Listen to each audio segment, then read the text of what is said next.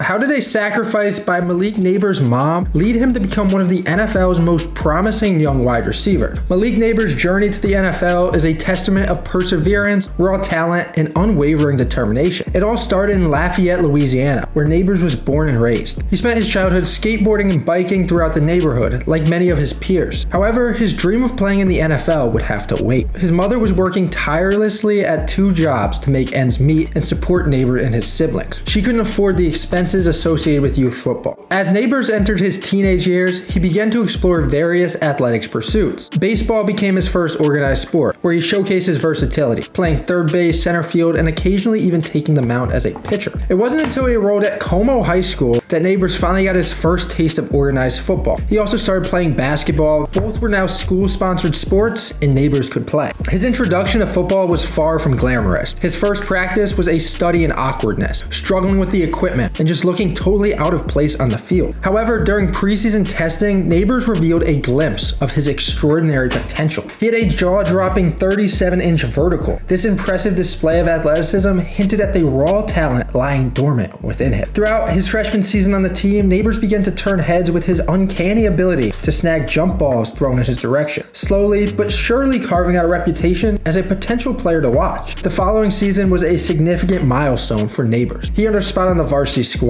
showcasing his versatility by playing both wide receiver and cornerback. As his skills continued to develop, an even bigger pivotal moment arrived during that summer, one that would alter the course of his athletic career and his life. Nabers set out his sights on trying out for the Louisiana Bootleggers, a 7-on-7 team, coached by a former arena football player, Donald Fusiler. This opportunity, however, came at a price. Nabers' mom made a remarkable display of sacrifice and belief in her son. She used the last of her savings to ensure he could attend the tryout, secured Nabers a spot on the team, but also introduced him to Donald, his coach and mentor, who played a crucial role in his development. Donald recognized Nabers' raw talent, took the young athlete under his wing. He invested countless hours driving Nabers to camps, refining his route running skills, and even crafting a highlight reel from his 7-on-7 season. The result of this mentorship and Nabers' hard work were nothing short of astounding. That summer alone, based solely on his performance in 7-on-7 play, he received 17 college offers. His junior year of high school was a showcase of that talent he was building up. 58 receptions for 1,200 yards and found the end zone 21 times. Those eye-popping stats earned him a coveted 4-star recruit and led to his commitment to Mississippi State on his birthday, before his senior year even began. However, Nabers' high school football career would take an expected turn. It was over. His family would move to Youngsville for his mother's new job, which meant he had to transfer to Southside High School for his senior year. His former defensive coordinator was also hired at Southside. Officials deemed Nabers ineligible to play, suspecting he had followed the coach. Lesser athletes might have been discouraged, might have taken the year off and just trained, but Nabers' response to the setback revealed his true character and passion for the game. Undeterred by the ruling, Nabers made the decision to remain an integral part of the team, even without the prospect of playing in games. He threw himself into practices, willingly taking any position requested, wide receiver, cornerback, and even trying his hand at defensive end. His dedication and versatility during these practices did not go unnoticed. In fact, this practice footage of Nabers would later play a crucial role in his recruitment, as the wide receivers coach at LSU used it to convince head coach Ed Orgeron to extend an offer to Nabers. Nabers' college decision came down to the wire, even with him committed. LSU wouldn't give up and use an emotional appeal. He could represent his home state, which ultimately swayed him. In a dramatic turn of events, he flipped his commitment from Mississippi State to LSU, setting the stage for his college career. However, Nabers' transition to college football was not without its challenges. His first game at LSU had 2 muffed punts, and he saw limited action throughout his freshman year due to the team's depth at the wide receiver position. Yet true to form, Nabers refused to let early setbacks define his career. He wanted to be the next great LSU wide receiver, and he did. He finished his collegiate career as the program's all-time leader in receptions and receiving yards. His final 2 seasons were very impressive, back-to-back 1,000 yards, and his final season over 1,500. Malik Nabers' journey from a high school senior unable to play his final year to becoming one of the NFL's most promising wide receivers is a compelling story of resilience, dedication, and the power of unwavering support. He is now on the New York Giants, and through 2 games, he's looked everything as advertised. This guy is the real deal. If you ask anyone around Malik Nabers, his goal wasn't just to get to the NFL. He wants to become an all-time great.